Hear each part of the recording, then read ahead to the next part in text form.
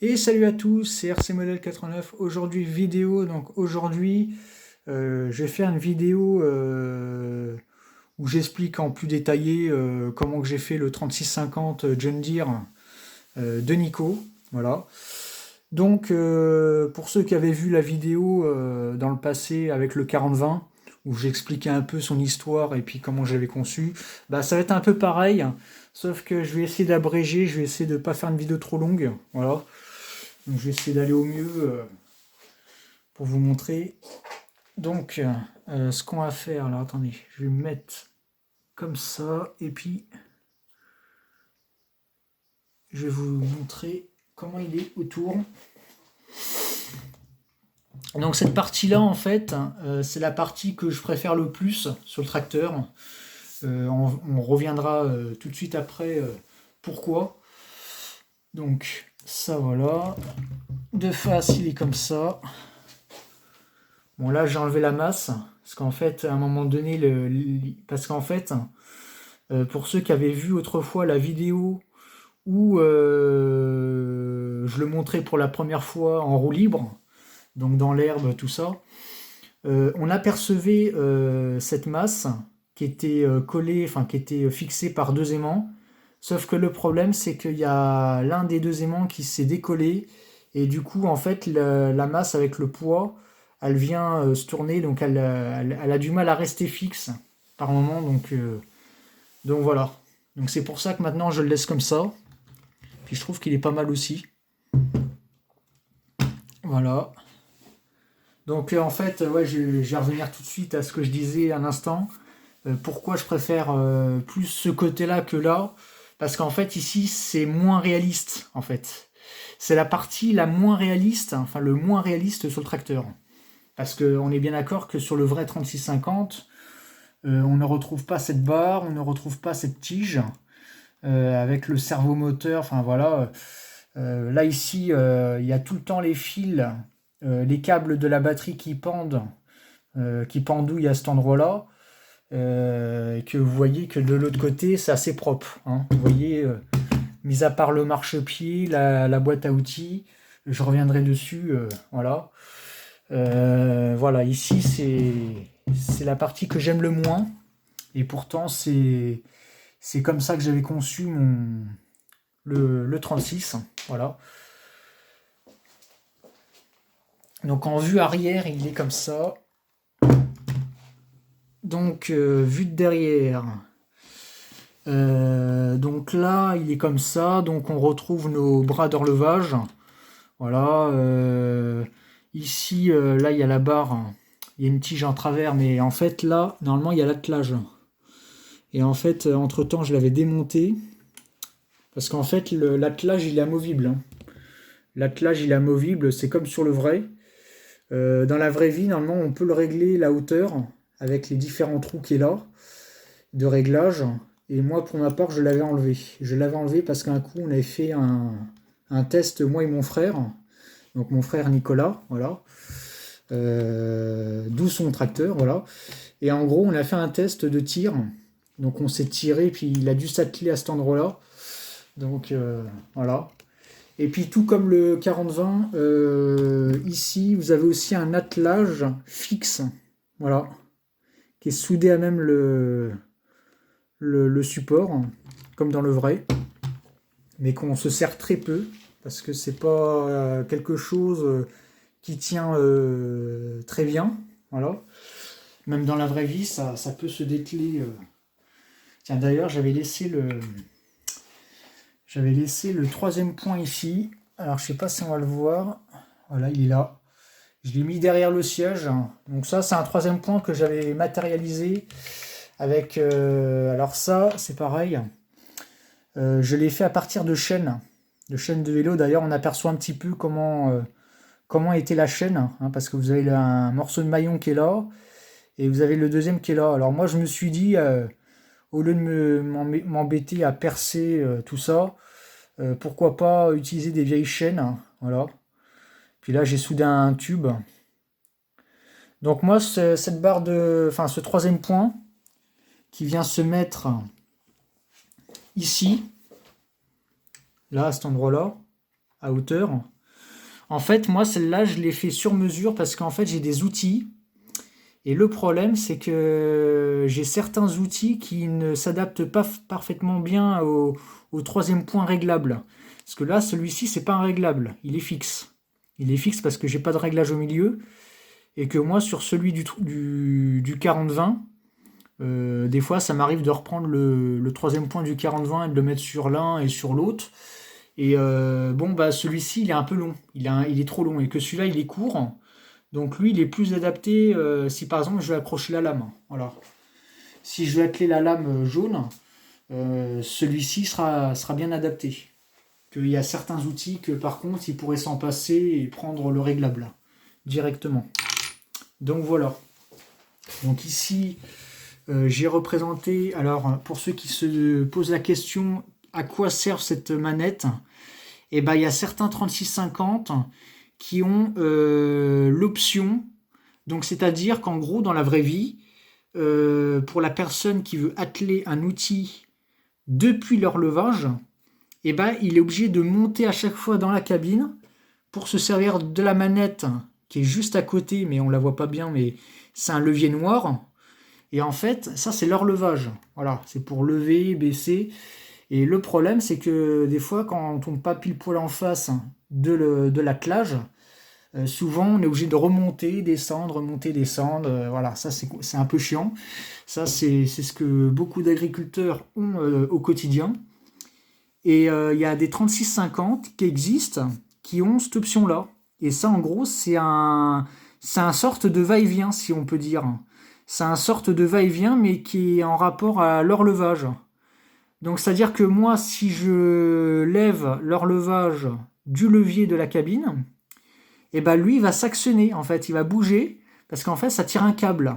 Ça tire un câble de commande, et qu'on soit sur le siège de la cabine ou à l'extérieur, on peut, de l'extérieur, lever l'horloge sans monter forcément dans la cabine. Voilà.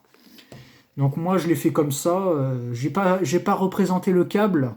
J'aurais pu, mais voilà. C'est parce qu'en fait, j'ai pas représenté le câble parce que je voulais pas que ça se confonde avec les antennes du récepteur, parce que le récepteur, il est juste là en fait. Hein. Je sais pas si vous le voyez, il est juste là.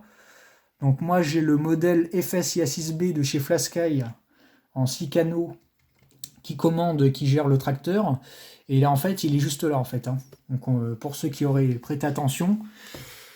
Donc, voilà. Donc, ça, c'était la partie arrière. Bon, bah, après, les phares, hein, ça, vous connaissez. Cabine SG2. Voilà. La petite plaque Nico que j'ai fait comme ça pour le fun.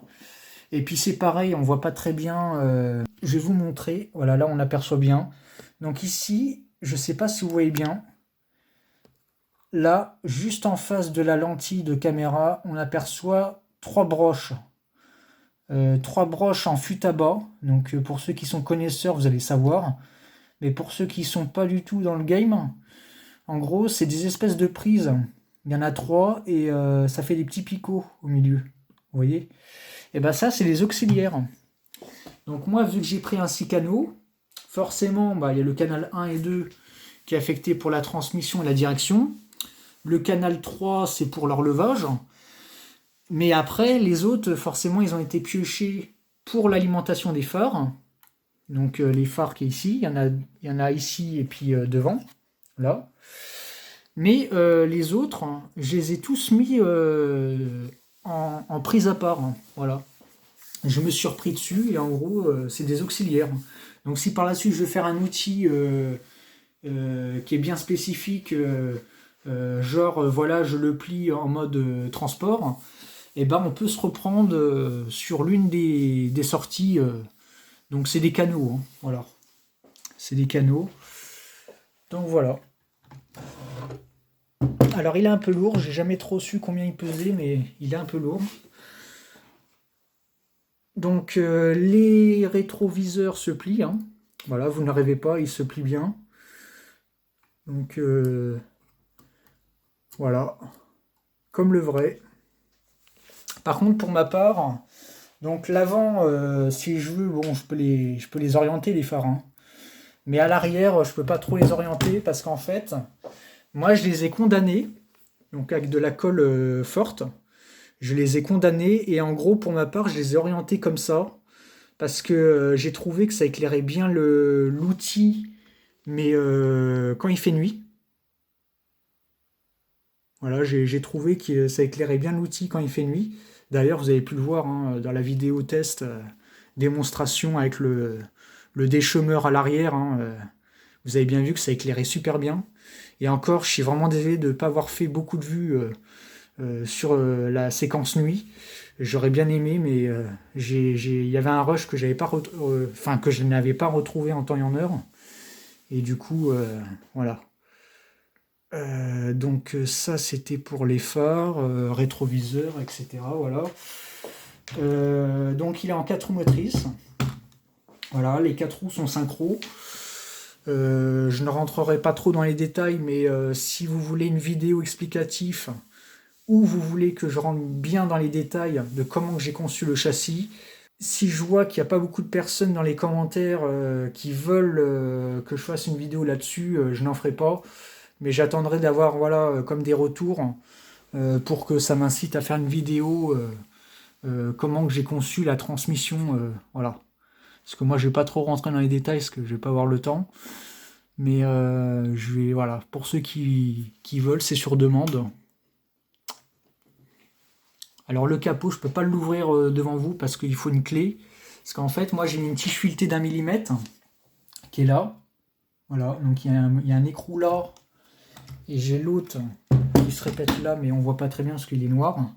Donc ils se font dans le décor de la grille. Et en fait, moi j'ai soudé un U à l'intérieur du châssis pour le maintenir, vous voyez. Et il est maintenu que par le devant, quoi. Donc si par moment vous voyez qu'il est un petit peu en pente, c'est un peu normal. C'est parce que j'ai les fils et puis il y a le servomoteur d'horlevage. Donc voilà. Voilà. L'intérieur, on va pas bien voir parce que le flash ne fonctionne pas bien, visiblement, mais je vais essayer de vous faire des vues. Donc les deux leviers orange, ça c'est la boîte de vitesse, lente et rapide. Voilà, pour ceux qui connaissent, c'est Gender. Le frein à main, alors le frein à main il est en rouge là. Voilà, ça c'est le frein à main. Le petit levier qui est là, c'est les gaz. Après, j'ai représenté les pommeaux en noir à l'arrière pour les auxiliaires et l'horlevage, qui a été fait à partir de brides découpées. Et après, on voit pas très bien, mais il y a le îlot qui est juste derrière la main du bonhomme. Voilà. Les autocollants, c'est de l'impression. Voilà. Ça n'a pas été commandé dans un site spécial. Par contre, concernant les stickers avant, et puis vous avez dû faire attention, mais je sais pas. Dans une vidéo, j'avais montré un peu l'intérieur. Alors le problème, c'est qu'on voit le bonhomme, mais on voit pas très bien. Je vais essayer de zoomer, mais non, on peut pas. Parce qu'en fait, il y a le tableau de bord, mais c'est un Decals. Je sais pas si vous allez bien voir. C'est un Decals que j'ai eu dans un site spécialisé. Donc ça vient d'Amérique. Et petit détail que j'ai oublié, je vais revenir sur le détail de la boîte à outils. Donc normalement, la boîte à outils, elle se trouve pas ici. Elle se trouve de l'autre côté, mais au même niveau, voilà, pas à peu près ici, repris sur la poutrelle du châssis. Mais moi, je l'ai mis de ce côté-là parce que le problème, c'est que vu que j'avais la barre de direction qui est là, donc je me suis dit, ça va pas.